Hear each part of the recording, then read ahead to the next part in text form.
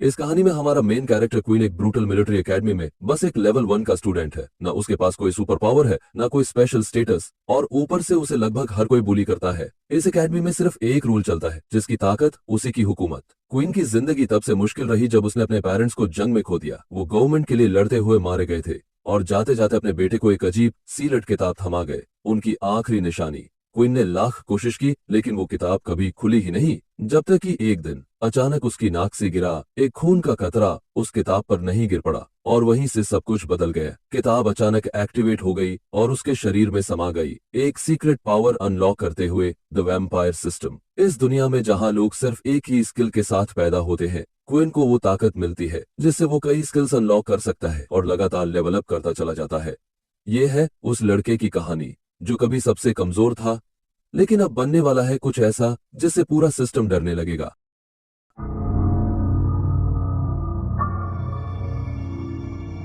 कहानी की शुरुआत होती है कुछ स्टूडेंट्स के साथ जो सड़क पर चलते हुए एग्जाम की बातें कर रहे होते हैं, जबकि वो असल में अपनी सुपर पावर्स को बढ़ाने में लगे हैं। तभी एक लड़की पलटकर जवाब देती है कि बेसिक पढ़ाई भी जरूरी है, क्योंकि हर किसी की किस्मत में पावर्स नहीं लिखी होती। वो आगे कहती है कि ज्यादातर स्टूडेंट्स तो पावर बुक भी अफोर्ड नहीं कर सकते, जब तक कि मिलिट्री एकेडमी ज्वाइन करने के बाद गवर्नमेंट उन्हें एक फ्री में न दे। ये सुनकर एक लड़का आंखें घुमाकर कहता है कि वो फ्री वाली बुक्स तो पूरी तरह से बेकार होती हैं, ढंग की कोई भी स्किल नहीं होती उनमें। तभी एक और लड़का बात में कूद पड़ता है और कहता है कि असली किस्मत वाले तो वो हैं जो पावर्स के साथ पैदा हुए हैं, उन्हीं की वजह से बाकी लोग भी पावर्स यूज कर पा रहे हैं। लेकिन पहला लड़का उसकी बात काटते हुए बोलता है कि वो लोग कोई एहसान नहीं कर रहे थे। जब डार्क रेस हमला करने आए तो उनके पास कोई ऑप्शन ही नहीं था। अगर तब वो आगे नहीं आते तो सबका खेल खत्म था। जैसे ही तीनों स्टूडेंट्स एक फुटपाथ पर खड़ी लड़की के पास से गुजरते हैं, वो पावर्स की बातें करते रहते हैं, जबकि वो लड़की चुपचाप किसी का इंतजार कर रही होती है। तभी उसकी नजर रेली पर पड़ती है, जो उसी स्कूल का एक स्टूडेंट है। भीड़ भी उसे नोटिस करती है और फुसफुसाकर कहती है कि वो सिर्फ हैंडसम ही नहीं, बल्कि अकेला ऐसा लड़का है जो लेवल 4 तक पहुंचा है। एकदम मेजर फ्लैक्स। रेली जब पास से गुजरता है तो वो लड़की उसे रोकती है और कैजुअली पूछती है, डिनर के लिए फ्री हो? रेली हाँ में जवाब देता है, लेकिन उससे पहले कि कुछ और हो, एक लड़का सड़क पर दौड़ता हुआ आता है, जैसे अपनी ही एनिमी स्टोरी का क्लाइमेक्स मिस कर रहा हो। दो लड़के उसका पीछा करते हुए चिल्ला रहे होते हैं कि रुक जा। वो लड़का पलटकर उन्हें मिडिल फिंगर दिखाता है और भागता रहता है, लेकिन तभी सामने से रेली आता है। बहुत देर हो चुकी होती है। वो लड़का पूरे जोर से रेली से टकराता है और जमीन पर गिर पड़ता है, जैसे कोई उड़ता आलू दीवार से जा भिड़े। जैसे ही वो उठने की कोशिश करता है, वो लड़की दौड़कर आती है और पूछती है, तुम ठीक हो? लेकिन वो कुछ कह पाता इससे पहले ही पीछा करने वाले दोनों लड़के पहुंचते हैं और उसकी जमकर पिटाई शुरू कर देते हैं। लड़की डर जाती है और रेली देखता है कि वो बहुत असहज महसूस कर रही है। बिना कुछ कहे रेली आगे बढ़ता है और अपने मैजिक पावर से उस लड़के को कुछ मीटर दूर फेंक देता है, एकदम स्टाइल में। वो लड़का जमीन पर गिरता है और उठने की कोशिश करता है, लेकिन पीछा करने वाले हंसते हैं और उसे ताना मारते हैं कि अपनी औकात में रहो। फिर वो ऐसे चलते हैं जैसे अभी किसी साइड क्वेस्ट को पूरा करके लौटे हो। रेली और लड़की के पीछे पीछे निकल पड़ते हैं। वहीं दूसरी ओर वो लड़का धीरे धीरे उठता है और सोचता है, ये रोज होता है, वही बुलिंग, बस दिन नया है। भीड़ उसे एक सेकंड के लिए देखती है, फिर फुसफुसाहटें शुरू हो जाती है। कोई उसे बेवकूफ कहता है, कोई हंसता है और इशारा करके कहता है, ये वही अनलकी बंदा है। क्वीन कुछ नहीं कहता, बस चुपचाप चलता रहता है, पैर घसीटते हुए, जैसे कोई थका हुआ एनपीसी हो। उसके दिमाग में बस यही बात चल रही होती है, इस दुनिया में अगर तुम्हारे पास पावर्स नहीं है तो जैसे तुमने कोई जुर्म कर दिया हो। वो सीधे घर की ओर बढ़ता है, आंखों में कोई चमक नहीं, दिमाग थक कर सुन्न हो चुका है।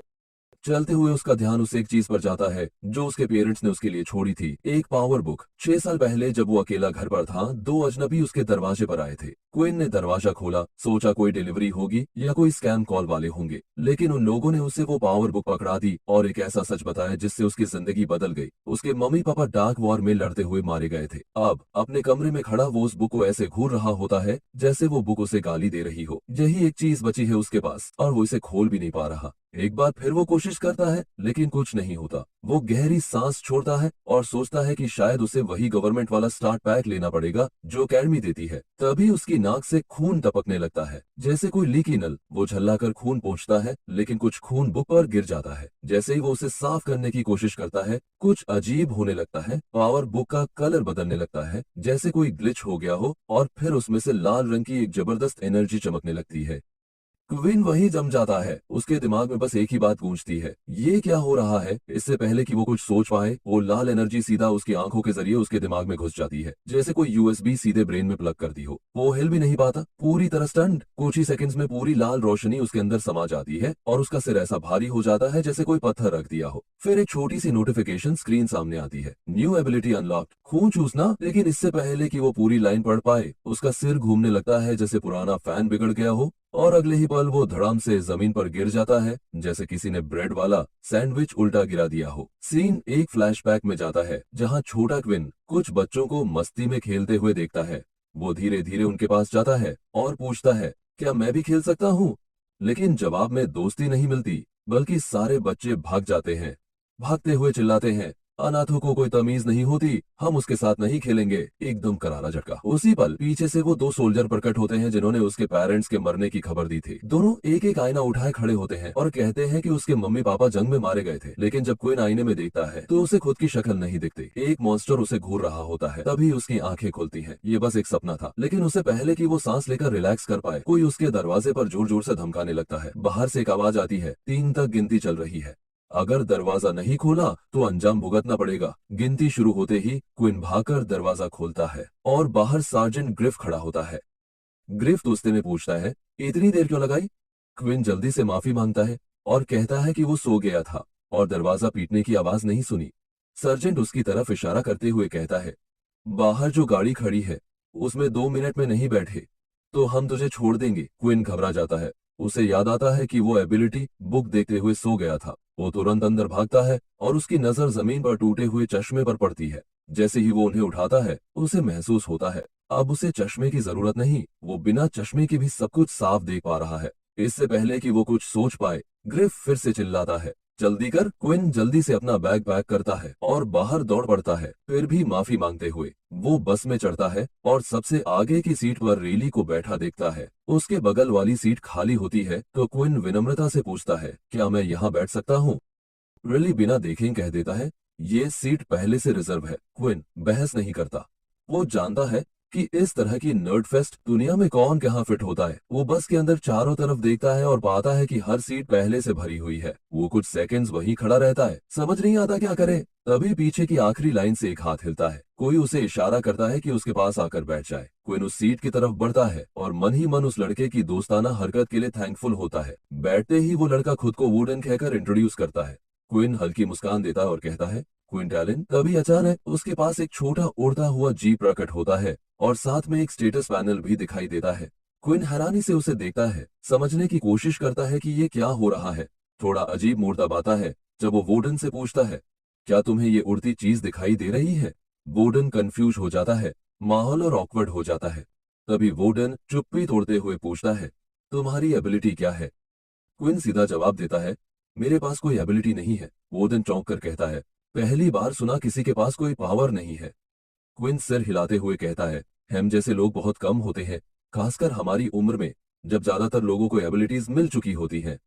तभी बस के फ्रंट से सार्जेंट ग्रिफ चिल्लाता है, चुप हो जाओ। पीछे से आवाज आ रही है। क्वीन और वोडन तुरंत चुप हो जाते हैं। क्वीन फिर से अपना ध्यान उस फ्लोटिंग क्रीचर और स्टेटस पैनल पर लगाता है। उसे याद आता है कि कल रात उस एबिलिटी बुक से जो रेड एनर्जी निकली थी वो सीधा उसके दिमाग में घुस गई थी। अब वो सोच रहा होता है कि कहीं वो बुक उसी के साथ मर्ज तो नहीं हो गई। वो स्टेटस पैनल को घूरते रहता है, उम्मीद करता है कि कोई हिंट मिल जाए, लेकिन पैनल कोई खास जानकारी नहीं देता। तभी बस एक टनल से बाहर निकलती है और तेज धूप अंदर आ जाती है। जैसे ही रोशनी क्वीन के शरीर पर पड़ती है, उसे अचानक कमजोरी महसूस होती है। वो सीट को पकड़कर खुद को संभालने की कोशिश करता है। उसकी सांसें तेज हो जाती हैं और तभी स्टेटस पैनल पर एक वार्निंग फ्लैश होती है। Warning, direct sunlight detected, queen stats dropped by 50%। Queen ने जैसे ही देखा कि धूप सीधे उस पर पड़ रही है, वो एकदम शॉक में जम गया। उसे समझ आ गया कि सूरज की रोशनी उसके लिए जानलेवा है। बिना देर किए उसने बस की पर्दे खींचे, रोशनी को रोकने की कोशिश की। उसके मन में ख्याल आया, क्या अब यही उसकी नई जिंदगी है? सूरज की किरणों से ऐसे बचते फिरना जैसे किसी जासूसी फिल्म की लेजर ट्रैप से भाग रहा हो। उसी वक्त उसके सामने स्टेटस पैनल उभरता है जिसमें एक नई नोटिफिकेशन आती है। अब जब वो डायरेक्ट सनलाइट में नहीं है तो उसकी हेल्थ रिकवर होनी शुरू हो गई है। ये पढ़कर क्वीन ने राहत की सांस ली और थोड़ा रिलैक्स हुआ। उसे अच्छा लगा जानकर कि सूरज का असर हमेशा के लिए नहीं है। वार्डन जो उसके बगल में बैठा था और एक जिज्ञासु गिलहरी की तरह सब देख रहा था, क्विन की तरफ घूरता है और पूछता है कि सब ठीक है, क्योंकि क्विन का चेहरा किसी ऐसे कॉलेज स्टूडेंट जैसा लग रहा था जिसने पूरी रात जाकर एग्जाम की तैयारी की हो। वार्डन उसे पानी की बोतल थमाता है और पीने को कहता है। क्विन झट से बोतल पकड़ता है और कहता है कि बस नींद ठीक से नहीं आई थी। पानी पीते हुए वो वार्डन का शुक्रिया अदा करता है। तभी फिर से स्टेटस पैनल। इस बार लिखा आता है, डेली मिशन 2 लीटर पानी पीना, प्रोग्रेस शुरू हुई। ये देखकर क्विन एकदम शॉर्ट सर्किट हो जाता है। एकदम कार्टून जैसे मोमेंट में वो पूरा पानी सामने थूक देता है, जैसे कोई खराब वाटर गन चल गई हो। जो बेचारा स्टूडेंट उसके सामने बैठा था, उसे अचानक बालों की फ्री शावर मिल जाती है। वो चिल्लाता है, शायद सोचता है कि बस में बारिश हो रही है। सार्जेंट चिल्लाहट सुनते ही आपे से बाहर हो जाता है। वो भीगे हुए स्टूडेंट पर चिल्लाने लगता है और उसे सामने बुला लेता है। बेचारा स्टूडेंट पीछे की ओर इशारा करता है, जैसे कोर्ट में किसी पर इल्जाम लगा रहा हो। और क्विन वो बिल्कुल शांत गहरी सोच में डूबा हुआ बस की सीट को ऐसे देख रहा था जैसे उसने कभी पानी की बोतल देखी ही ना हो। इस बीच स्टेटस पैनल शांत हवा में तैरता रहता है और क्विन सोच में पड़ जाता है, ये सब नॉर्मल नहीं है। बाकी सबकी पावर्स किसी एक खास स्किल पर फोकस होती है। कोई बुक पढ़ता है और तुरंत ताकत मिल जाती है, लेकिन क्विन के केस में उसकी पावर्स के साथ मेन्यू, मिशन और पॉपअप्स आते हैं। ये सब किसी असली जिंदगी से ज्यादा वीडियो गेम जैसा लगता है, जैसे पैच नोट्स पढ़ रहा हो।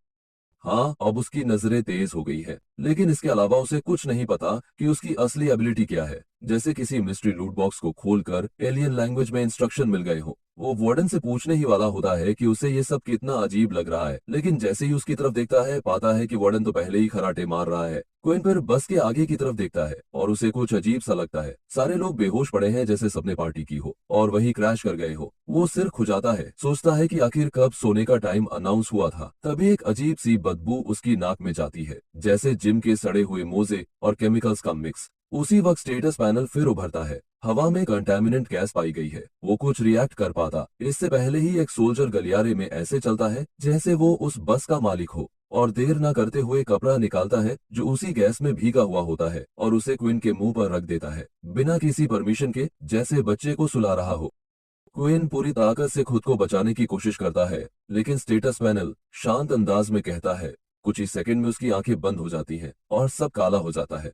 कई घंटे बाद क्विन की आंखें अचानक खुलती हैं। वार्डन उसके पास खड़ा होता है, ऐसे मुस्कुरा रहा होता है जैसे किसी स्पा से उठकर आया हो। क्विन इधर उधर देखता है और समझ जाता है कि अब वो बस में नहीं है, अब वो एक शानदार हॉल में है जहां 4 और स्टूडेंट्स भी हैं।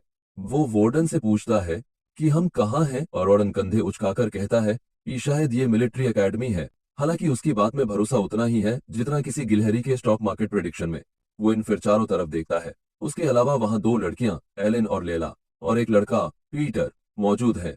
तभी हॉल के दरवाजे एकदम मूवी की तरह चरमराकर खुलते हैं और एक आदमी और एक औरत अंदर आते हैं। वो औरत, जेन, एक स्कूल टीचर जैसी प्रोफेशनल ड्रेस में होती है, लेकिन उसकी चाल में बॉस वाली एनर्जी साफ दिखती है। वो सीधा स्टूडेंट्स की तरफ बढ़ती है। वहीं वो आदमी सबसे कहता है कि घबराओ मत, ये बस एक एंट्री लेवल टेस्ट है, अकेडमी ज्वाइन करने से पहले। वो सबको कहता है कि वहीं खड़े रहो, तब तक कुछ मत करो जब तक नाम नहीं पुकारा जाता। कुछ सेकंड बाद वो आदमी आवाज लगाता है, पीटर चक। क्विन थोड़ा हैरान होता है कि ये टेस्ट अचानक ऐसे कैसे शुरू हो गए, जैसे कोई पॉप क्विज हो। पीटर घबराते हुए आगे बढ़ता है। जैन बाकी सबको शांत रहने को कहती है और पीटर से उसका एबिलिटी पूछती है। पीटर कुछ पल चुप रहता है, फिर कहता है कि उसके पास अभी कोई पावर्स नहीं है। बाकी स्टूडेंट्स ऐसे देखते हैं जैसे उसने कोई बम गिरा दिया हो। सबके चेहरे पर शॉक, लेकिन क्विन शांत रहता है। उसे अब महसूस होता है कि वो अकेला नहीं है इस नो सुपर पावर पार्टी में। जैन आराम से पीटर को कहती है कि कोई बात नहीं। उसके पास खड़ा आदमी एक रहस्यमयी किताब खोलता है जो अचानक चमकने और गूंजने लगती है जैसे कोई हाई लेवल लूट ड्रॉप हो। जैन फिर पीटर को इशारा करती है, समझाते हुए कि वो इस बुक की मदद से सुपर नेचुरल पावर ले सकता है। पीटर आगे बढ़ता है, किताब को ऐसे देखता है जैसे सोने की ईंट हो। वो पूछता है, ये सच में फ्री है? मुझे इससे पावर्स मिलेंगी? जैन मुस्कुराकर कहती है, हाँ, और अब तुम्हें लेवल 1 में रखा जाएगा। वो उसे कहती है कि खाली वक्त में इस बुक को पढ़ो और जब तैयार हो जाओ टेस्ट के लिए वापस आ जाना।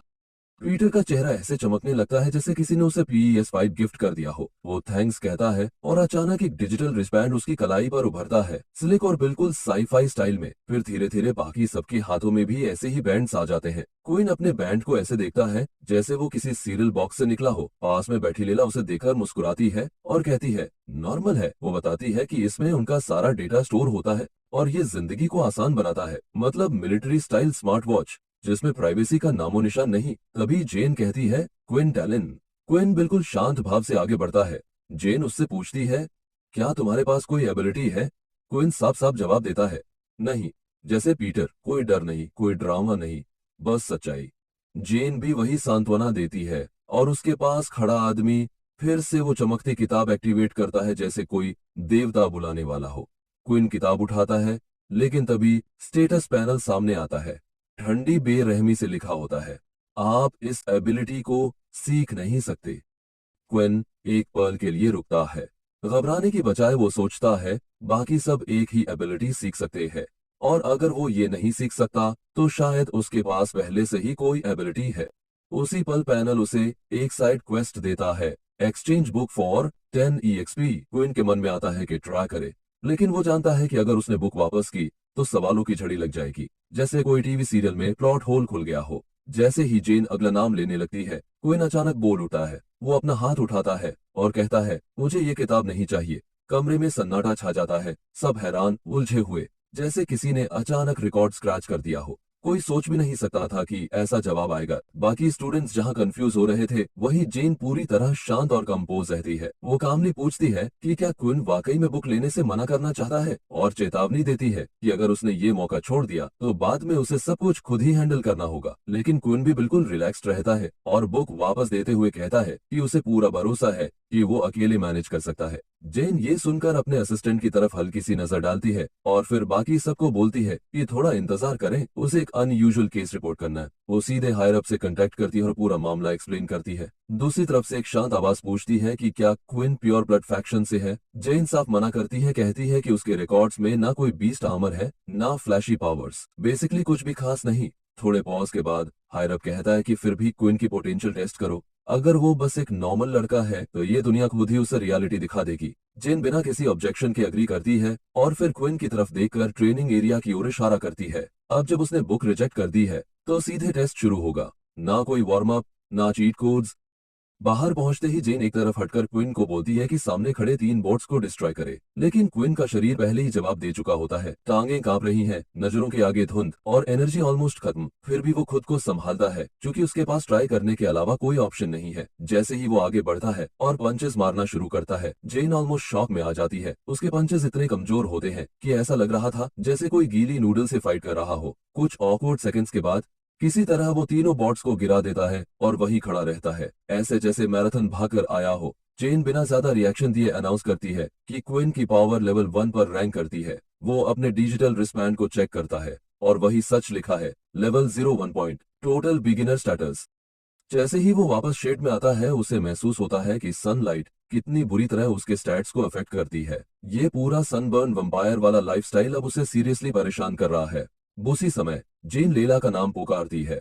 वोर्डन जो क्विन के पास खड़ा है, उसे पानी की बोतल देते हुए कहता है कि ज्यादा टेंशन मत ले, उसके पास 2 साल हैं अपग्रेड करने के लिए। क्विन पानी को डेजर्ट से निकल कर आए इंसान की तरह गल्प करता है। इसी बीच जेन कैजुअली लेला से उसकी एबिलिटी के बारे में पूछती है। लेला बताती है कि उसकी एक साइकिक एबिलिटी है। ये सुनकर वोर्डन थोड़ा सरप्राइज हो जाता है, कहता है कि उसे लगा था लेला प्योर ब्लड है। क्विन का क्यूरियोसिटी बढ़ता है और वो वोर्डन से पूछता है कि प्योर ब्लड का मतलब क्या है। वोर्डन एक्सप्लेन करता है कि प्योर ब्लड्स वो लोग होते हैं जो सुपरनैचुरल पावर्स को स्ट्रांगली अपोज करते हैं। उनके हिसाब से ये फ्लैशी पावर्स और उन पर दुनिया की ऑब्सेशन एक खराब सोच है। वोर्डन आगे कहता है कि प्योर ब्लड्स अपना फोकस बॉडी ट्रेनिंग और बीस्ट आर्मर वेपन्स पर रखते हैं ताकि दाल की रेस से फाइट कर सके बिना किसी फैंसी पावर के। ये सुनकर क्विन लीला की तरफ देखता है और समझ जाता है कि शायद उसकी बीस्ट बोन बो और एरो को देखकर ही वोर्डन ने उसे प्योर ब्लड समझा था। टेस्ट खत्म होने पर जेन अनाउंस करती है कि लेला एक लेवल 2 एबिलिटी यूजर है। लेला थोड़ा शॉक्ड होती है और कहती है कि उसे स्कूल में लेवल 3 मार्क किया गया था। जेन बिल्कुल काम रहती है और एक्सप्लेन करती है कि हाँ, उसकी आर्चरी स्किल्स JX4X लेवल की है, लेकिन उसका एक टारगेट सिर्फ स्ट्रेंथ लेवल 8 से तोड़ा गया था, इसलिए अभी उसे लेवल 2 ही मिलेगा। लेला थोड़ी नाराज लगती है। लेकिन जेन अगला नाम पुकारती है, आइलीन। जैसे ही आइलीन आगे बढ़ती है, वोर्डन उसकी शोल्डर टैप करता है और मजाक में कहता है कि लकी है जो उसे आखिर में टेस्ट देना है। लेकिन आइलीन बिल्कुल भी मजाक के मूड में नहीं होती। वो गुस्से में वोर्डन को कहती है कि अपना हाथ दूर रखो। वोर्डन कुछ कह पाता इससे पहले ही आइलीन अपनी आइस एबिलिटी से उसका हाथ फ्रीज कर देती है और चेतावनी देती है कि अगली बार सिर्फ ठंडी हथेली लेकर नहीं जाएगा। आइलीन जैसे ही टेस्ट पोजीशन पर पहुंचती है और शुरू करती है, सबके मुंह खुले के खुले रह जाते हैं। जेन जेन्युइनली इम्प्रेस्ड होती है। अब वो समझ चुकी है कि आइलीन सिर्फ स्ट्रांग नहीं है बल्कि एक टोटल बॉस है। आइलीन टेस्ट को रिकॉर्ड टाइम में कंप्लीट करती है और जेन अनाउंस करती है कि वो लेवल 5 यूजर है। पीटर और क्विन वहीं बैठे रह जाते हैं, ऐसे जैसे उन्होंने कोई यूनिकॉर्न को बैकफ्लिप करते देख लिया हो। और फिर आता है आखिरी नाम, वोर्डन फिन। वोर्डन पूरी तरह एक्साइटेड हो जाता है। अपनी हथेली पर पंच मारते हुए एनिमे स्टाइल में प्राउडली बोलता है, अब मेरी बारी है।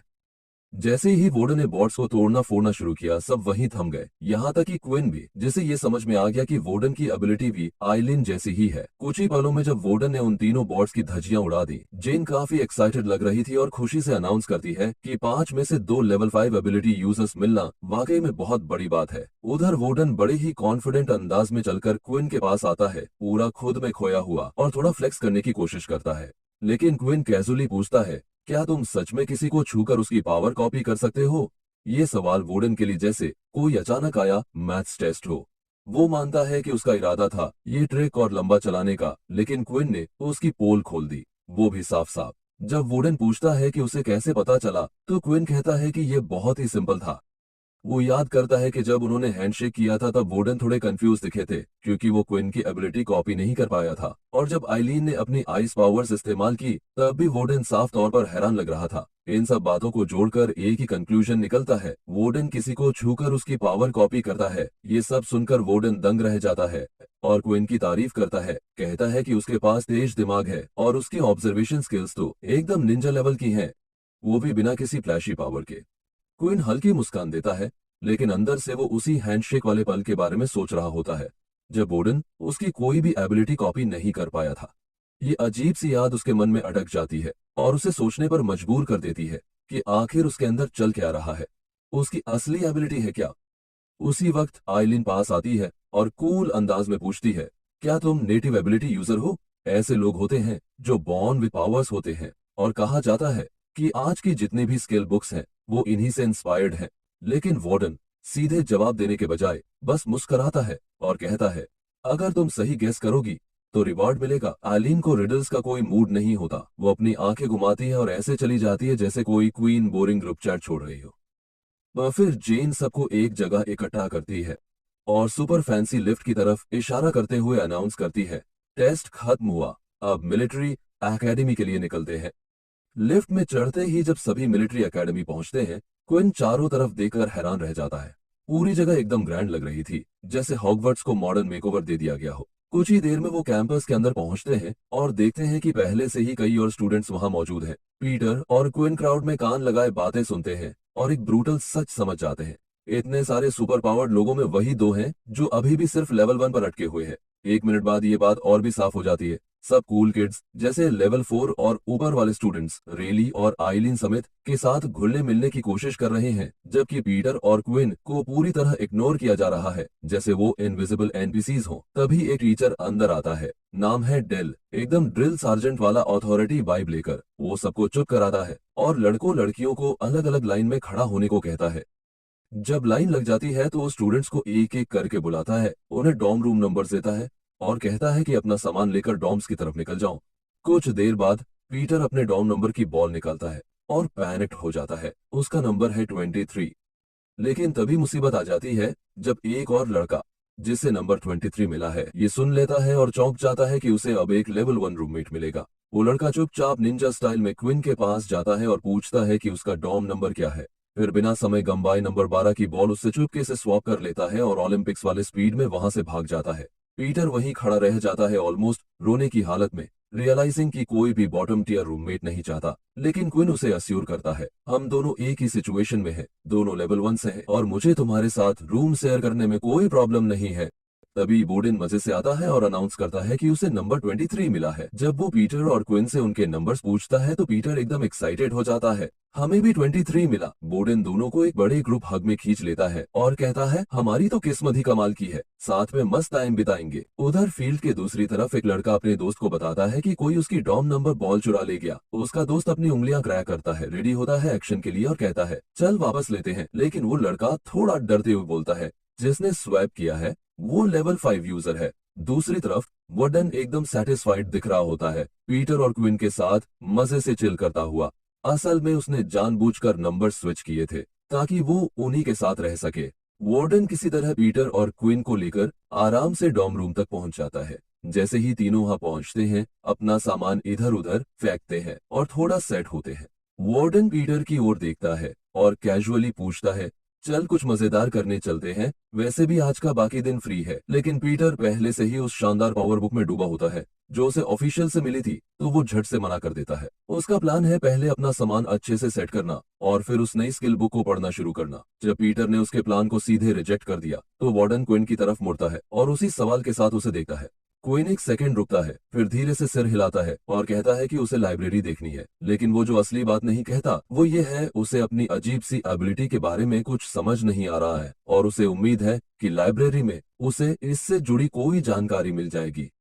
वार्डन बच्चा बनकर खुश हो जाता है जैसे किसी ने उसे ट्रॉफी थमा दी हो। वो मान जाता है और कहता है कि उसे भी किताब पढ़े जमाना हो गया है, तो ये एक अच्छा बहाना है फिर से पढ़ाई छूने का। कुछ देर बाद दोनों लाइब्रेरी में पहुंचते हैं और क्विन अंदर जाते ही चौंक जाता है। वहां उम्मीद से कहीं ज्यादा भीड़ होती है, लेकिन जैसे ही वो अंदर और आगे बढ़ता है एक अजीब बात नोटिस करता है। सबकी लिप्स तो मूव कर रही हैं, लेकिन कोई आवाज सुनाई नहीं दे रही। ऐसा लगता है जैसे किसी ने पूरे बिल्डिंग पर म्यूट बटन लगा दिया हो। एक टेबल के पास पहुंचकर वार्डन एक अजीब से दिखने वाले डिवाइस की ओर इशारा करता है और मजाक करता है कि क्योंकि तू पब्लिक स्कूल गया था इसलिए तुझे शायद ये चीज समझ नहीं आएगी। फिर वो समझाता है कि इस डिवाइस को टच करते ही एक साउंड प्रूफ स्पेस एक्टिवेट हो जाता है जिसमें लोग आराम से गॉसिप, विस्पर या सीक्रेट बातें कर सकते हैं बिना किसी डिस्टरबेंस के। वार्डन उसे छूता है और क्विन पहली बार इसे काम करते हुए देखता है। उसकी आंखें खुली की खुली रह जाती हैं जैसे कोई जादू देख रहा हो। वो मानता है कि ये पहली बार है जब उसने ऐसा कुछ देखा है। जैसे ही दोनों बैठते हैं वार्डन क्विन की किताबों के ढेर की ओर देखता है। क्विन के पास मानो पूरी लाइब्रेरी का स्टॉक रखा हो। जिज्ञासा से पूछता है कि वो गहरी रिसर्च कर रहा है या फिर अंदर से एकदम बुकवॉर्म है। क्विन शांति से कहता है कि उसने स्कूल की फ्री स्किल बुक नहीं ली थी, इसलिए अब वो खुद एक्सप्लोर करना चाहता है कि आखिर बाहर कैसी कैसी दमदार एबिलिटीज है। उसका प्लान है ऐसा पावर ढूंढना जो उसके लिए परफेक्ट फिट हो, जैसे सुपर हीरो बूफे से अपने लिए सही फ्लेवर चुनना। ये सुनकर वार्डन हंस पड़ता है और कहता है कि उसने तो सोचा था क्वीन भी उन अमीर प्योर ब्लड्स की टीम ज्वाइन करना चाहता होगा, लेकिन अब लग रहा है कि उसने बस गवर्नमेंट का पालतू कुत्ता बनने से इनकार कर दिया। ये सुनकर क्वीन को पूछता है मिलिट्री डॉग मतलब? वार्डन उसे ऐसे देखता है जैसे उसने पूछा हो क्या चांद सच में चीज का बना होता है। वो पूछता है तू सच में नहीं जानता इसका मतलब? क्या तुझे लगता है मिलिट्री फ्री में स्किल बुक्स बांट रही हैं सिर्फ दया में? फिर वार्डन सच्चाई बता देता है जिसने भी मिलिट्री से फ्री स्किल बुक ली है उसने एक अनकहा कॉन्ट्रैक्ट साइन कर लिया है। बाद में उन लोगों को ऑर्डर्स फॉलो करने होंगे। यहाँ जाओ, वो करो, लुढ़को, 2 बार भौंको, जैसे ट्रेन पालतू जानवर। क्विन ये सुनकर अंदर से हिल जाता है। उसे अचानक एहसास होता है कि पीटर जो अपनी स्किल बुक पाकर फूला नहीं समा रहा था शायद आगे चलकर मिलिट्री का आदेश मानने वाला पपेट बन जाए। वो सोचने लगता है कि क्या पीटर को पता भी है कि उसने क्या ले लिया है, लेकिन इस पर ज्यादा सोचने के बजाय क्विन अपने असली मकसद पर वापस आता है और वार्डन से पूछता है क्या कभी किसी ऐसी एबिलिटी के बारे में सुना है जो सूरज की रोशनी में कमजोर पड़ती हो। वार्डन उसे ऐसे दिखता है जैसे उसने उससे क्वांटम फिजिक्स सॉल्व करने को कह दिया हो। कुछ सेकंड सोचकर वो हाथ उठा देता है और कहता है ये तो एकदम पागलपन है। हो सकता है कुछ लोग अपनी एबिलिटी ठीक से कंट्रोल नहीं कर पाते और सीधे सीधे सूरज की रोशनी में कमजोरी, ये तो वैम्पायर वाली कहानी लगती है, इंसानों वाली नहीं। क्विन बस हंस देता है और मान जाता है जैसे ये सब सिर्फ थ्योरी है, जबकि वो जानता है कि वही सच है। कुछ घंटों बाद जब वो अपनी किताबों के ढेर को पलटकर खत्म कर लेता है तो उसे समझ आता है कि कहीं भी उसकी एबिलिटी या सनलाइट वीकनेस का जिक्र नहीं है। वो ऊपर की मंजिल की ओर देखता है और सोचता है कि शायद वहां कुछ मिल जाए। नीचे वार्डन टेबल पर सोया होता है जैसे कोई आलसी पांडा।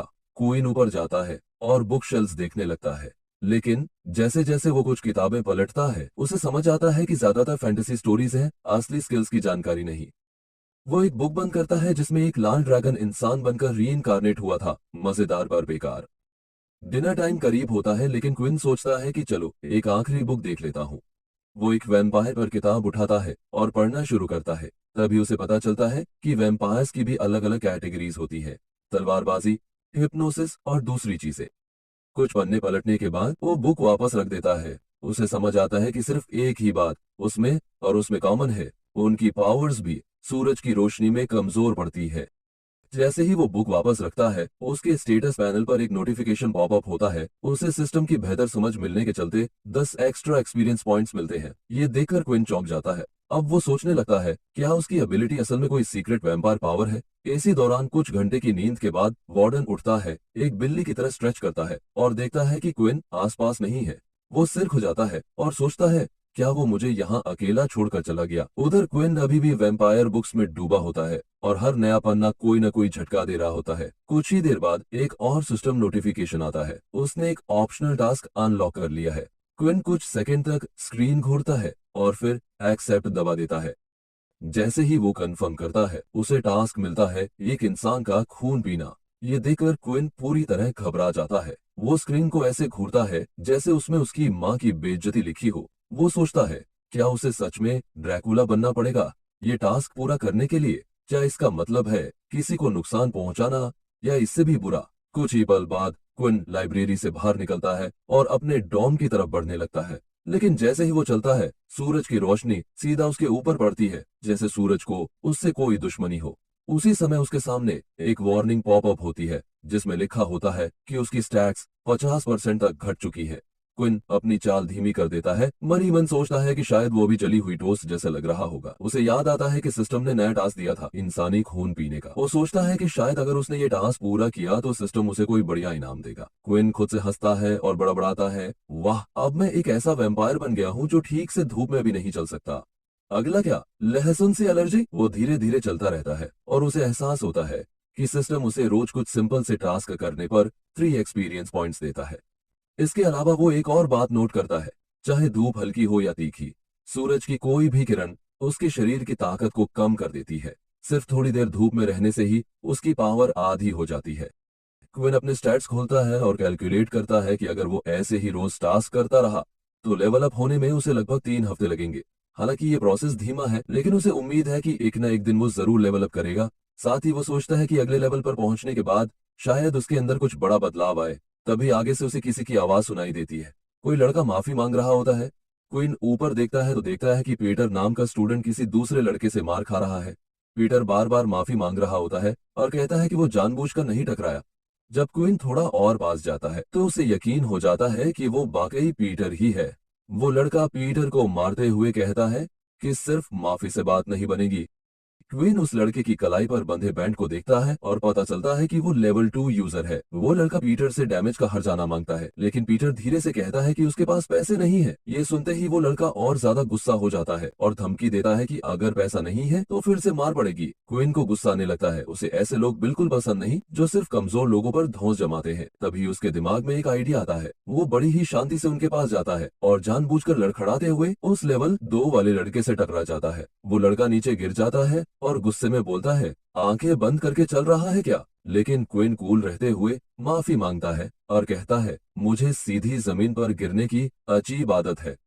पीटर हैरान होकर क्विन को देखता है और सोचता है कि वो यहाँ क्या कर रहा है। उस लेवल 2 वाले लड़के की नजरें हैं अब क्विन पर टिक जाती हैं। वो उसे घूरते हुए कहता है, एक और कचरा सामने आ गया। वो जानबूझकर क्विन को नीचा दिखाता है क्योंकि वो भी लेवल 1 है जैसे पीटर। फिर वो उंगली चटकाते हुए बोलता है कि अगर क्विन झंझट नहीं चाहता तो कुछ पैसे दे दे।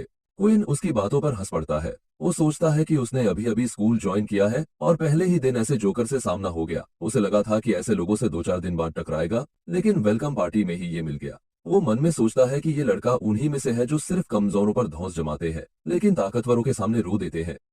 फिर वो आदमी आगे बढ़ता है और पूछता है, अब तू क्या करेगा। तभी क्विन को सिस्टम नोटिफिकेशन मिलता है, दुश्मन की एबिलिटी एक्टिवेट हो चुकी है, तुम्हारा कॉम्बैट मोड ऑन किया जा रहा है। क्विन थोड़ा कंफ्यूज हो जाता है क्योंकि यह उसकी पहली फाइट है लेकिन जल्द ही उसे एक्साइटमेंट होने लगती है। उसे एक और टास्क नोटिफिकेशन मिलता है, पहली फाइट में दुश्मन को हराओ और 50 एक्सपी पॉइंट्स कमाओ। क्विन अब और भी मोटिवेट हो जाता है। वो उस लड़के को खुलकर चैलेंज करता है और कहता है, चल शुरू कर। पीटर साइड में खड़ा होकर हैरानी से देखता है कि क्विन आखिर कर क्या रहा है।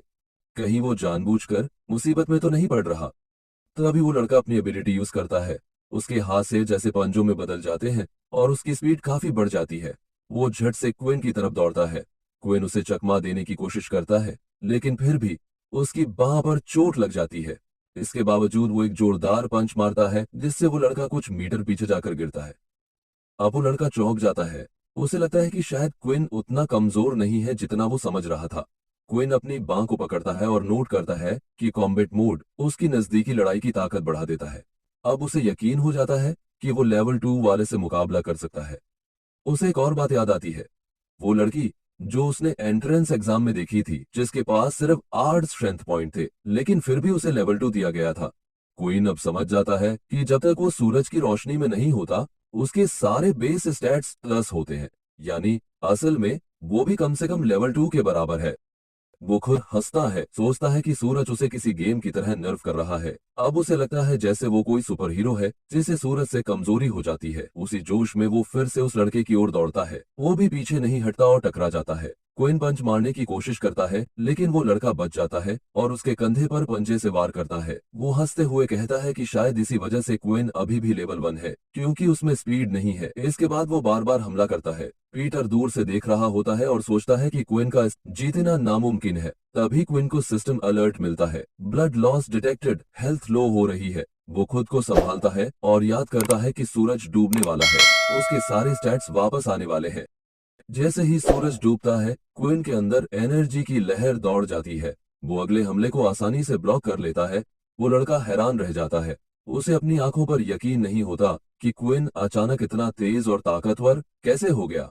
क्विन उसे घूरते हुए कहता है, अब मेरी बारी है। वो लड़का घबरा जाता है और कहता है कि अब लड़ने की कोई जरूरत नहीं, बात करके सुलझा लेते हैं। लेकिन क्विन उसकी एक नहीं सुनता और पेट में एक जोरदार मुक्का मारता है। लड़का कुछ भी समझने या बचने से पहले ही जमीन पर गिर जाता है। क्विन लगातार उसे पीटता है जब तक वो पूरी तरह बेहोश न हो जाए। पीटर वहीं खड़ा रह जाता है, दंग रहकर क्विन की ताकत को देखता है। क्विन उस लड़के को जमीन पर गिराकर अपने हाथों की तरफ देखता है और धीरे से हंसता है। अब उसे यकीन हो जाता है कि उसके अंदर सच में एक वैम्पायर की ताकत है। तभी अचानक क्विन अपनी सिस्टम पैनल पर नजर डालता है और देखता है कि उसके एक्सपीरियंस पॉइंट्स 15 से बढ़कर 65 हो गए हैं, यानी पूरे 50 पॉइंट्स का बूस्ट। वो खुद को किसी प्रो ग्राइंडर जैसा महसूस करता है, जो एनर्जी ड्रिंक्स पीकर नॉन स्टॉप एक्सपी फार्म कर रहा हो। उसी के साथ एक और सिस्टम नोटिफिकेशन आता है। एक नई स्किल अनलॉक हुई है, नाम है सर्वे, जो फिलहाल लेवल 1 पर है। क्विन के चेहरे पर खिली हुई मुस्कान आ जाती है, जैसे उसने किसी मिस्ट्री स्नैक पैक को खोला हो और उसमें हवा की बजाय असली चिप्स निकल आए हो। वो एकदम हाइप्ड है, एकदम एक्साइटेड, क्योंकि उसे ताजा स्किल मिली है। तभी सिस्टम बताता है कि उसका कॉम्बैट मोड अब ऑफ हो चुका है। इसी बीच पीटर उसके पास आता है और पूछता है कि जिससे उसने अभी अभी फाइट की थी, क्या वो अब भी जिंदा है। विन शांत रहते हुए जवाब देता है कि वो ऐसा इंसान नहीं है जो किसी की जान ले ले। उसने बस उस लड़के की इतनी धुनाई की कि वो दोबारा सामने आने की हिम्मत न करे। पीटर नॉकआउट पड़े लड़के की तरफ देखता है और मानता है कि क्विन ने उसे एकदम अचानक फाइट में इनवाइट कर दिया था, और वो भी तब जब वो बंदा लेवल 2 था। ये देखकर वो खुद डर गया था, लेकिन क्विन कुछ नहीं कहता। उसका फोकस अब सिर्फ अपनी नई स्किल सर्वी पर है। वो सोचता है कि क्या ये स्किल सामने वाले की कमजोरी दिखा सकती है। वो तुरंत पीटर पर स्किल ट्राई करता है। पीटर बोलता है कि उसका हाथ अभी भी ब्लीड कर रहा है और सजेस्ट करता है कि उन्हें इन्फर्मरी जाना चाहिए। क्विन देखता है कि ये स्किल सामने वाले का रेस, हेल्थ, ब्लड टाइप और एबिलिटी शो कर रही है। फिर वो इसे उस दूसरे लड़के पर यूज करता है और पता चलता है कि उसका नाम काइल है, हेल्थ लो है, ब्लड टाइप बी नेगेटिव है और उसकी एबिलिटी है ट्रांसफॉर्मेशन। हालांकि क्विन नोट करता है कि कुछ जानकारी अभी लॉक्ड है, वैसे वैसे वो बाकी डिटेल्स भी अनलॉक हो जाएंगी। फिर भी उसे इतनी जानकारी मिलना ही काफी संतोषजनक लगता है, खासकर तब जब उसे अब ब्लड टाइप की अहमियत पता है, क्योंकि अब वो एक वैम्पायर है। खड़े खड़े ही उसके दिमाग में एक अजीब ख्याल आता है, क्या अलग अलग ब्लड टाइप का टेस्ट भी अलग होता होगा। लेकिन फिर वो खुद को झटका देता है और सोचता है, मैं तो पूरी तरह वैम्पायर बन चुका हूं यार। तभी उसकी नजर सामने जमीन पर पड़े खून के पूल पर जाती है। उसके दिमाग में क्वेस्ट एक्टिवेट होने लगता है। पीटर फिर से बोलता है, तू ठीक है ना, चल निकलते हैं, कोई देख लेगा तो मुसीबत हो सकती है, खासकर काइल को। क्विन थोड़े अजीब से अंदाज में हामी भरता है और दोनों वहां से चल देते हैं। पीटर थोड़ा आगे चलता है, जबकि क्विन एक बार पीछे मुड़कर उस खून की ओर देखता है, जैसे किसी ने पिज्जा स्लाइस छोड़ दी हो और वो अब भी वहीं पड़ा हो। बाहर से शांत दिखने वाला क्विन अंदर ही अंदर पूरी तरह वैम्पायर मंची मोड में जा चुका होता है। कुछ मीटर चलने के बाद पीटर फिर पूछता है कि वो सच में ठीक है ना, कम से कम जख्म तो साफ करवा ले ताकि ब्लीडिंग रुक जाए। क्विन कहता है कि उसे कुछ नहीं हुआ, ये बस सतही घाव है और ब्लीडिंग अब रुक चुकी है। लेकिन एक पल बाद ही वो रुक जाता है और अपने हाथ के जख्म की तरफ देखता है। पीटर भी रुकता है और पूछता है, क्या हुआ? क्विन जल्दी से अपना हाथ छिपा लेता है और कहता है कि कुछ नहीं, लेकिन फिर खुद ही मान लेता है कि शायद उसे इन्फर्मरी चले जाना चाहिए। अगर जख्म इन्फेक्ट हो गया तो दिक्कत हो सकती है। वो पीटर से कहता है कि वो पहले डॉम चला जाए, वो थोड़ी देर में वापस आ जाएगा। जैसे ही क्विन मुड़कर चला, पीटर रोकने की कोशिश करता है, कहता है कि साथ चलते हैं। लेकिन क्विन मना करता है और कहता है कि वो अकेले मैनेज कर लेगा। फिर वो पीटर से पूछता है कि देख लेना वर्डन वापस आया है या नहीं, क्योंकि वो उसे लाइब्रेरी में छोड़कर आया था और तब से उनकी मुलाकात नहीं हुई। कुछ देर बाद क्विन उसी जगह पहुंचता है जहां उसकी कायल से फाइट हुई थी और इंसानी खून पीता है। इसके बाद उसके सारे घाव पूरी तरह से ठीक हो जाते हैं और उसकी हेल्थ भी फुल हो जाती है। उसी वक्त एक सिस्टम नोटिफिकेशन पॉप होता है, हंगर लेवल इंक्रीज्ड। क्विन उस मैसेज को पढ़ता है और हामी भरता है, सच में भूख अब जोर से लग रही है। उसे ये भी समझ आता है कि अब सिस्टम खाना देकर उसके शरीर को हील भी कर सकता है। वो उठता है और आसपास खाने का सोर्स ढूंढने लगता है। कुछ मिनटों की खोज के बाद उसे ट्रेनिंग ग्राउंड के एंट्रेंस के पास एक वेंडिंग मशीन दिखाई देती है। क्विन वेंडिंग मशीन से खाना निकालता है और मुंह में भरे हुए खाने के साथ ट्रेनिंग ग्राउंड में एंट्री करता है, एकदम उस स्क्विरल की तरह जो मिशन पर निकली हो। वो इधर उधर देखता है, कोई ढंग का ट्रेनिंग बोर्ड ढूंढते हुए, आधा खाना चबाता, आधा सोचता हुआ, जैसे अभी किसी को पंच मारेगा या फिर वहीं सो जाएगा। बीच का कोई ऑप्शन ही नहीं। उसी वक्त एरिना के अंदर एक लड़की पहले से ट्रेनिंग कर रही होती है। पानी का सिप लेते हुए वो सोचती है कि आज की ट्रेनिंग काफी हो गई है, अब कमरे लौट जाना चाहिए। लेकिन तभी उसकी नजर क्विन पर पड़ती है, वही लड़का जिसके पास ना कोई फ्लैशी पावर है और ना कोई फैंसी टाइटल। वो देखती है कि क्विन चारों ओर ऐसे देख रहा है जैसे कोई रास्ता भटक गया। वो सोचती है कि ऐसा क्या कारण है जो ये लड़का यहाँ आया है, जबकि इसके पास कोई खास एबिलिटी भी नहीं है।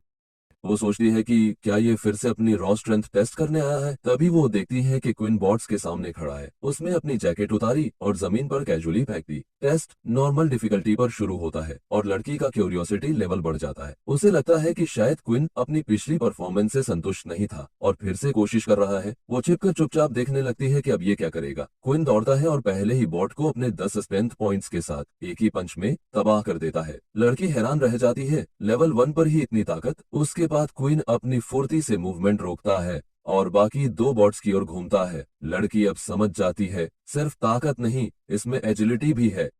बॉट्स के पूरा घूमने से पहले ही क्वीन तेजी से दौड़ता है और एक ही फास्ट किक से दोनों को डाउन कर देता है। टेस्ट खत्म होता है। सिस्टम उसकी एजिलिटी को 10 पॉइंट्स पर रेट करता है। लड़की की आंखें फटी रह जाती हैं। क्वीन ने सारे टारगेट्स को तब तक हरा दिया जब तक उसकी जैकेट जमीन पर पूरी तरह गिरी भी नहीं थी। एक ठंडी लहर उसकी रीढ़ में दौड़ जाती है। अब वो सोचती है, क्या क्वीन अब तक अपनी असली ताकत छिपा रहा था? और अगर ऐसा है तो इसके पीछे वजह क्या हो सकती है? कहानी अगले दिन सुबह कॉलेज के रेस्टोरेंट से शुरू होती है और माहौल पूरी तरह से टॉक्सिक है। 2 लो लेवल प्लेयर्स एक खाली सीट देखते हैं और उस पर ऐसे दौड़ते हैं जैसे कोई ट्रेजर मिल गया हो। लेकिन जैसे ही वो अपने ट्रेज रखने ही वाले होते हैं, एक स्मग हाई लेवल प्लेयर अपना बैग उस कुर्सी पर फेंक देता है। बिना कुछ कहे ही ये साफ कर देता है कि अब ये सीट उसकी है। दोनों दोस्त कंफ्यूजन में एक दूसरे को देखते हैं, फिर चुपचाप हार मान लेते हैं। उनमें से एक ऑकवर्ड तरीके से बाहर जाकर खाने का सजेशन देता है और दूसरा तुरंत मान जाता है, क्योंकि वो जानते हैं कि हाई लेवल प्लेयर्स से पंगा लेना उनके बस की बात नहीं। उनके लिए बस ईट एंड डिलीट वाला सीन है। बाहर सीढ़ियों पर बैठा पीटर अपना खाना खा रहा होता है और उन दोनों को जाते हुए देखता है। उसे उनकी बातों का थोड़ा बहुत हिस्सा सुनाई देता है। एक लड़का कहता है कि हाई लेवल प्लेयर्स काफी डरावने लगते हैं और दूसरा जोड़ता है कि हाई लेवल मतलब हाई ईगो और वो ड्रामा से दूर रहना ही बेहतर समझते हैं। ये सुनकर पीटर वर्डन और क्विन की ओर देखता है और सोचता है कि क्या वर्डन का उनके साथ बैठना ठीक है, क्योंकि ज्यादातर हाई लेवल प्लेयर्स अंदर बैठते हैं और लो लेवल प्लेयर्स को बाहर बैठना पड़ता है। क्विन, जो खुशी से अपना खाना चबा रहा होता है, पीटर की बात से सहमत होता है। वो कैजुअली कहता है कि वार्डन को शायद अब उनके साथ घूमने की जरूरत नहीं है और उसे अपने लेवल के लोगों से बॉन्ड बनाना चाहिए। ये सुनकर वार्डन का चेहरा सख्त हो जाता है। वो गुस्से से पीटर को घूरता है और कहता है कि ऐसी बकवास बंद करे। उसे ये हायरार्की वाला ड्रामा सबसे बेकार लगता है। उसके लिए इक्वालिटी मैटर करती है और वो साफ कहता है कि वो सब दोस्त हैं, इसीलिए उसे लो लेवल के लोगों के साथ बैठने में कोई शर्म महसूस नहीं होती। वो हंसते हुए सबको कहता है कि चिल करो और खाना एंजॉय करो। वही लड़की जो पिछली बार ट्रेनिंग एरिना में चुपचाप क्विन को देख रही थी, दूर से फिर से उन्हें क्वाइटली ऑब्जर्व करती है, बिना कुछ बोले। थोड़ी देर बाद सब लोग थियोरेटिकल क्लास में होते हैं, जहां उनके टीचर डेल खड़े होकर यूजुअल मोटिवेशनल स्पीच दे रहे होते हैं। वो बताते हैं कि ओरिजिनल एबिलिटीज का सेल्फिश शेयरिंग जैसा कुछ नहीं होता। साथ ही वो ये भी कहते हैं कि आज की दुनिया में कोई नई पैटर्न्स नहीं आएंगी और भले ही अभी शांति है, पर कभी भी फिर से युद्ध छिड़ सकता है। इसलिए वो अर्ज करते हैं कि स्टूडेंट्स मिलिट्री स्कूल में जी जान से ट्रेनिंग करें और अपने एक्स्ट्रा ऑर्डिनरी पावर्स को इम्प्रूव करें, क्योंकि लेवल ही उनकी वैल्यू को डिफाइन करता है।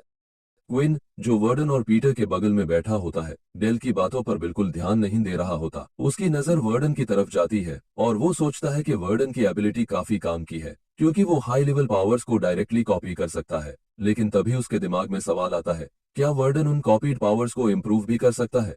इस क्यूरियोसिटी में वो अपना एक्सप्लोरेशन स्किल एक्टिवेट करता है ताकि वर्डन की एबिलिटी देख सके। लेकिन स्क्रीन पर आता है एबिलिटी हिडन। वर्डन वहीं पीसफुली बैठा होता है, अनअवेयर कि क्विन चुपचाप उसके स्टैट्स चेक करने की कोशिश कर रहा है।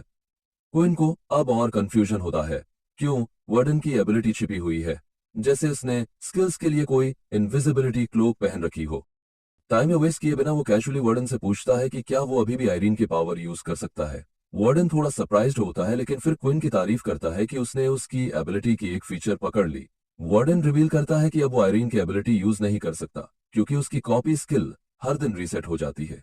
जब तक वो आयरीन को फिर से टच नहीं करता, उसकी पावर ऑफ लिमिट रहती है। फिर वो जम्हाई लेते हुए क्विन को थैंक यू बोलता है और कैजुअली पूछता है कि क्या क्विन या पीटर में से कोई उसे अपनी एबिलिटी टेस्ट के लिए दे सकता है। अभी तक उसने डिसाइड नहीं किया कि किसकी स्किल को कॉपी करना है। क्विन ऑकवर्ड हंसी के साथ माफी मांगता है और कहता है कि वो उसकी हेल्प नहीं कर सकता। तभी क्विन का पेट जोर से गड़गड़ाता है। वर्डन उसे देखकर थोड़ा कंफ्यूज होता है और पूछता है कि क्या वो सच में अभी भी भूखा है, जबकि उसने कुछ देर पहले 2 लोगों जितना खाना खा लिया था। क्विन शिपिशली हंसता है और कहता है शायद खाना थोड़ी जल्दी डाइजेस्ट हो गया। उसे भी थोड़ा अजीब लगता है कि वो फिर से भूखा क्यों है। उसी वक्त एक सिस्टम नोटिफिकेशन उसके सामने पॉपअप होता है, हंगर लेवल इंक्रीज्ड। ये पढ़ते ही क्विन को झटका लगता है। अंदर से वो पैनिक करता है कि अगर ऐसे ही चलता रहा तो उसका फूड बजट बर्बाद हो जाएगा। वो साइलेंटली भगवान से दुआ करता है कि उसका पेट थोड़ा कम ग्रीडी हो। जैसे ही क्लास खत्म होती है, क्विन, पीटर और वार्डन साथ हॉलवे में चलते हैं। वार्डन कहता है कि उसे वॉशरूम जाना है, तो वो दोनों आगे बढ़ जाएं। वो बाद में कन्वीनियंस स्टोर में मिल जाएगा। क्विन और पीटर चल पड़ते हैं, लेकिन थोड़ी दूर जाते ही कुछ स्टूडेंट्स की बातें सुनकर रुक जाते हैं। 3 लड़कों का ग्रुप होता है, काइल और उसके 2 दोस्त। उनमें से एक घबराया हुआ कहता है कि हफ्ता खत्म होने से पहले 50 पॉइंट्स अरेंज करने हैं, क्योंकि रेले ने उतना डिमांड किया है।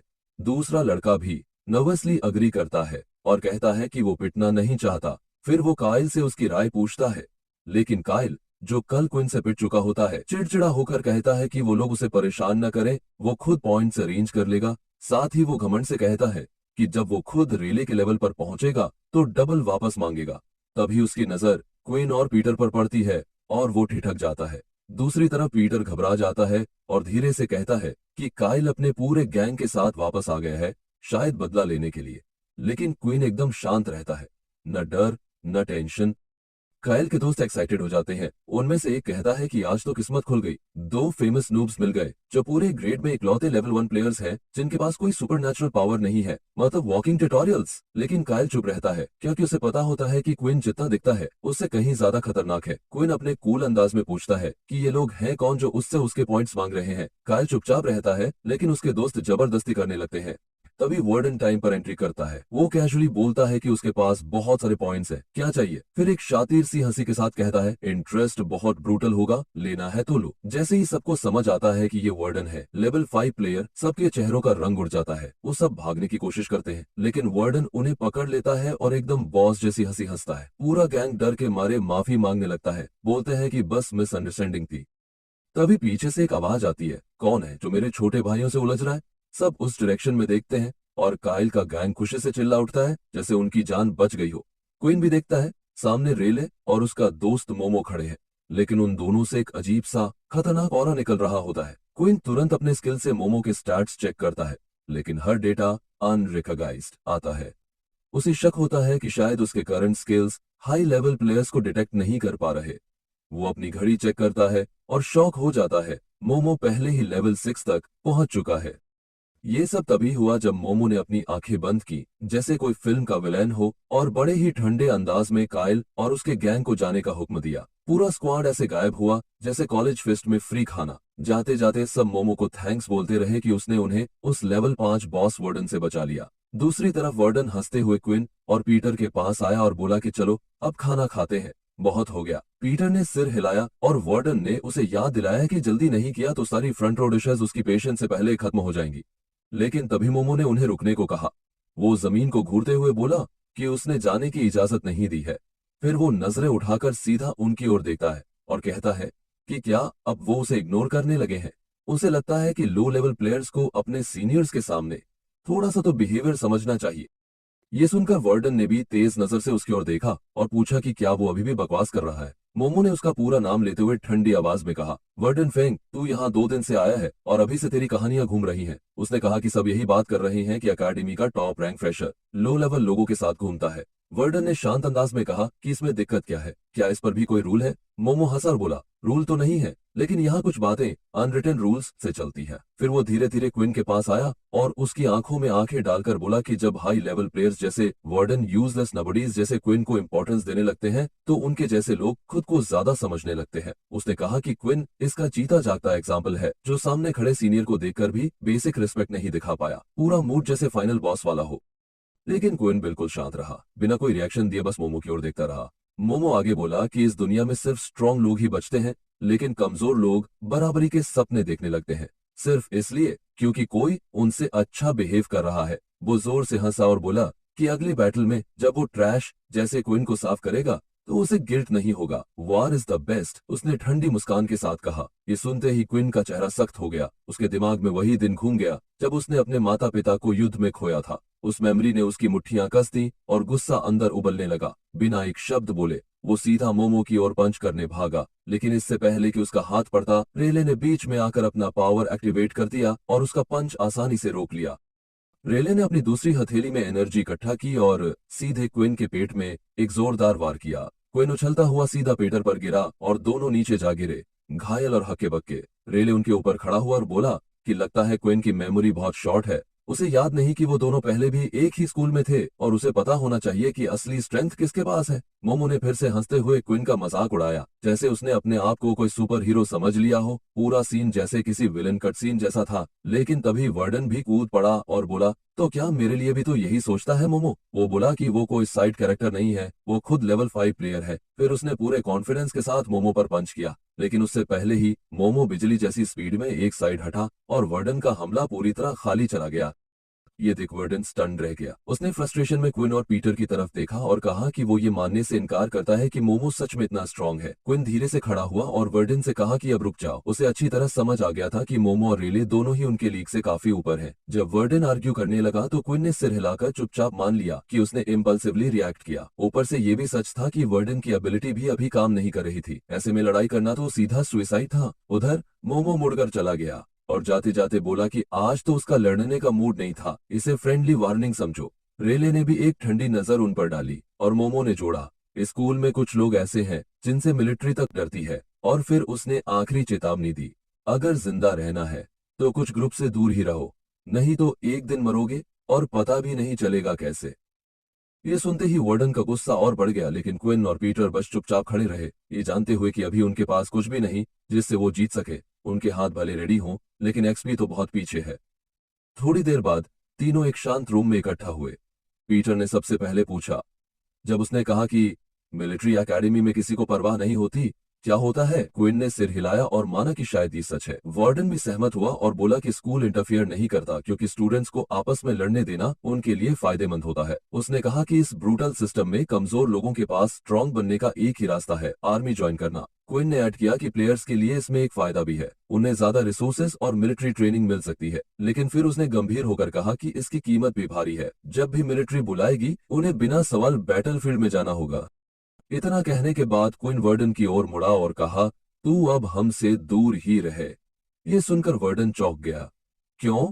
उसने कहा कि उन्हें ब्लाइंडली ओबे करने की जरूरत नहीं, लेकिन क्विन का एक्सप्रेशन सीरियस था। उसने कहा कि उसे पता है वर्डन हेल्प करना चाहता है, लेकिन उसे यह भी समझना होगा कि कुछ ताकतें उनके कंट्रोल से बाहर होती हैं। उसने कहा कि जब भी वो हाई लेवल लोगों के बनाए रूल तोड़ते हैं, तो हो सकता है कोई वर्डन से ना उलझे, लेकिन कांटे तो पीटर और क्विन की राह में पड़ते हैं। वर्डन फिर भी पीछे नहीं हटा। उसने कहा, मैं प्रोटेक्ट कर सकता हूँ, लेकिन तभी पीटर ने कामली बोला, तू अगर हमें सच में प्रोटेक्ट करना चाहता है तो दूर रह। वर्डन वही जम गया, जैसे किसी ने उसका दिमाग अनप्लग कर दिया हो। उसका चेहरा एकदम शॉक में था। पीटर ने सोचा कि शायद वो बात मान जाएगा, लेकिन हुआ उल्टा। वर्डन का चेहरा गुस्से में लाल हो गया। पीटर ने चीजें संभालने की कोशिश की, लेकिन उससे पहले ही वर्डन मुड़ा और बोला, तुम लोग यही चाहते हो ना? तो ठीक है, मैं दूर रहूंगा। वो गुस्से से बाहर चला गया। पीटर चुपचाप उसे जाते हुए देखता रहा और बोला कि शायद हमें वर्डन को समझाना चाहिए, लेकिन क्विन ने धीरे से कहा, नहीं, यही बेहतर है। उधर कोई नहीं जानता था कि पास के एक खंभे के पीछे रेले छिपकर उनकी पूरी बातचीत सुन रहा था। वहीं वार्डन अकेले गुस्से में चल रहा था, जैसे कोई ड्रामेटिक एनिमे कैरेक्टर हो। वो खुद से बोलता जा रहा था, लो लेवल वालों के साथ टाइम वेस्ट किया, लेकिन उन्हें क्या पता मैं क्या चाहता हूँ। वो एक नकली मुस्कान देता है, अंदर से टूटता हुआ, और चुपचाप मान लेता है कि उसे कोई नहीं समझता, लेकिन हार नहीं मानता। अपनी मुट्ठियां कसता है और खुद से वादा करता है, अब मुझे किसी की परवाह नहीं, मैं किसी को आसानी से जीतने नहीं दूंगा। दूसरी तरफ रेली, जो पहले से ही किसी लो बजट ड्रामा के बजट विलन की तरह छिपकर इंतजार कर रहा था, आखिरकार अपनी चाल चलता है। वो अचानक से चार्ज करता है और एक क्लीन पंच से क्वीन को ऐसे उड़ाता है जैसे कोई पेपर प्लेन तूफान में उड़ रहा हो। पीटर घबराकर उसकी तरफ देखता है। क्वीन जमीन से टकराता है। क्वीन जैसे ही उठने की कोशिश करता है, रेली उसके हाथ से वॉच छीन लेता है और सीधा 17 पॉइंट्स उसके अकाउंट से ट्रांसफर कर लेता है। दोनों खुद को बुरा महसूस करते हैं और रेली ताना मारता है कि लो लेवल लोग पागल हैं, अगर ये सब कुछ पिटने के बाद मिला है। वो कहता है, अगली बार एफिशिएंट रहना, सबका टाइम वेस्ट मत करना। क्विन चुपचाप उसकी तरफ देखता है और सोचता है कि सब कुछ बदलने के बाद भी कुछ नहीं बदला, जैसे पहले था जब उसके पास कोई वैम्पायर पावर्स नहीं थी। वो खुद से पूछता है कि क्या नतीजा अलग होता अगर वो बेहतर लड़ पाता, लेकिन फिर वो चुपचाप खड़ा होता है और मान लेता है कि हार तो हार ही होती है, चाहे जितनी भी रेजिस्टेंस क्यों ना हो। वो खुद को दिलासा देता है कि उसके पास अभी भी एएनए अकाउंट में कुछ पैसे बचे हैं, अगली बार बस कम पॉइंट्स लोड करेंगे। पीटर वो वॉच उठाकर देता है जो रेली ने फेंकी थी और कहता है कि हाँ, सिस्टम थोड़ा इरिटेटिंग है, लेकिन कम से कम अगर कोई दोबारा लूट पी ले तो बहुत बड़ा नुकसान नहीं होगा। क्विन सिर हिलाकर सांस छोड़ता है और सोचता है कि ये बदकिस्मती कब खत्म होगी। तभी उसके सामने एक सिस्टम नोटिफिकेशन पॉप होता है। उसे पता चलता है कि कोई नया टास्क अनलॉक हुआ है। जैसे ही वो टास्क एक्सेप्ट करता है, एक नया नोटिफिकेशन ड्रामेटिक न्यूज एंकर की तरह ऐलान करता है कि उसका मिशन है रेली ब्लेड को हराना। वो उस छोटे वेम्पायर आइकन को देखता है जो टास्क के ऊपर तैर रहा होता है और लगता है जैसे वो भी क्विन से ज्यादा दुखी है। मगर मिशन रिवॉर्ड अच्छे हैं, 80 एक्सपीरियंस पॉइंट्स, जो किसी जार में फंसे कीड़े के लिए जैकपॉट है। लेकिन खुशी ज्यादा देर नहीं टेकती। उसे जल्दी ही समझ आता है कि रैली को हराना मतलब चिल पिकनिक नहीं, ये तो स्कूल प्रिंसिपल से डिबेट लड़ने जैसा है। सूरज की रोशनी उसके ऊपर पड़ती है और उसे एहसास होता है कि रैली को हराना तो दूर, ठीक से खड़ा रहना भी टफ हो रहा है।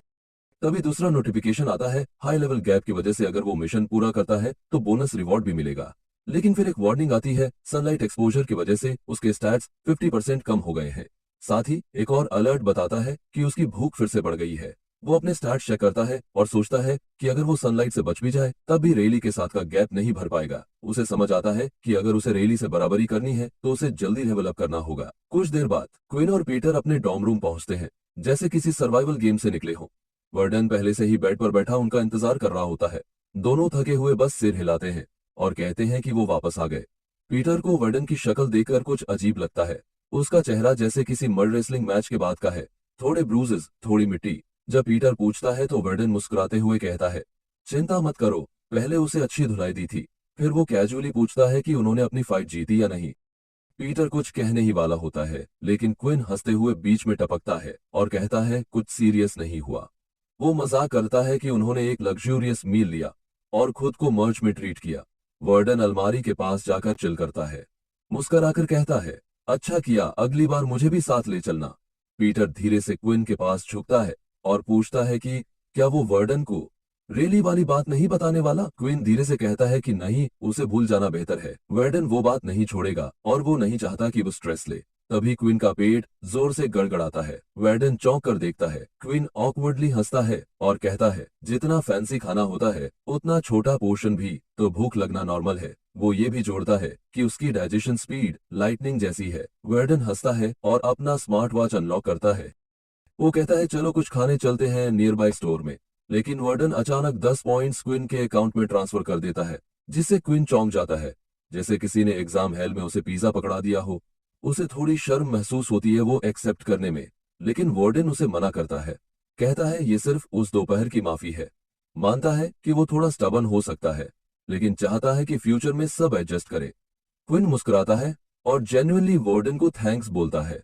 कुछ देर बाद क्विन कन्वीनियंस स्टोर में कुछ खाने की तलाश में शेल्फ स्कैन कर रहा होता है। तभी वो दो लड़कों की बात सुनता है। उनमें से एक कहता है कि वो पहले बहुत डर गया था और पूछता है कि क्या उसके दोस्त ने भी मोमो की आंखों में वो लुक देखा। दूसरा जल्दी से कहता है, धीरे बोल, कोई सुन लेगा। क्विन उन्हें पहचानता है। ये वही दो हैं जो दोपहर को कायल के साथ थे। वो ध्यान से सुनता है। उनमें से कहता है कि रेली ने कहा है पॉइंट्स जल्दी कलेक्ट करो वरना वो उनकी मदद नहीं कर पाएगा। दूसरा अग्री करता है और कहता है कि कायल इतना डरपोक है कि कह रहा था वो खुद ही पैसे लेने जाएगा। फिर वो कहता है कि अगर ऐसे ही चलता रहा और दूसरों से उधार भी नहीं लिया तो कोई साथ नहीं निभा पाएगा। तभी क्विन को एक नई सिस्टम नोटिफिकेशन मिलती है, डिफीट एनी ओपोनेंट का साइड मिशन। ये देखकर वो एक्साइटेड हो जाता है। वो सोचता है कायल के दोस्त इजी EXP स्नैक्स बन सकते हैं, लेकिन फिर सोचता है कि सीधा उन पर अटैक करना थोड़ा सस लगेगा। तभी उसकी नजर एक वुल्फ मास्क पर जाती है जो कन्वीनियंस स्टोर में टंगा होता है और एक शानदार आइडिया उसके दिमाग में पॉपकॉर्न की तरह पॉप होता है। कुछ मिनट बाद कायल के दोस्त स्टोर के बाहर एक अम्यूजमेंट पार्क जैसे एरिया में घूम रहे होते हैं। किसी तरह दोनों अलग हो जाते हैं। क्विन एक को अकेले देखता है और उसे ट्रैक करने लगता है। लड़का अचानक कुछ महसूस करता है और डर जाता है। वो पलटकर पूछता है, कौन है? लेकिन क्विन शैडोज में गायब हो जाता है। लड़का घबराकर इधर उधर देखता है और चिल्लाता है, जो भी है मजाक मत कर। तभी क्विन खुद को रिवील करता है। अब उसके चेहरे पर वो वुल्फ मास्क होता है। लड़का कुछ सेकंड के लिए फ्रीज हो जाता है, सोचता है शायद उसका दोस्त प्रैंक कर रहा है, लेकिन फिर उसे एहसास होता है ये कोई जाना पहचाना नहीं है। डर के मारे लड़का चिल्ला उठता है और डर के मारे जमीन पर गिर पड़ता है। क्विन चुपचाप उसे देखता है और सोचता है ये तो बहुत ही डरपोक निकला। फिर वो इधर उधर देखता है, सोचता है दूसरा लड़का कहाँ गया। तभी दूसरा उसके पास आता है और पूछता है, तू है कौन? क्विन कुछ नहीं बोलता, बस एक ठंडी बिना एक्सप्रेशन वाली नजर से उसकी तरफ देखता है। उसे पता होता है कि ये परफेक्ट सेटअप है, कोई मदद नहीं आने वाली और ये बंदा अब पूरा उसका है।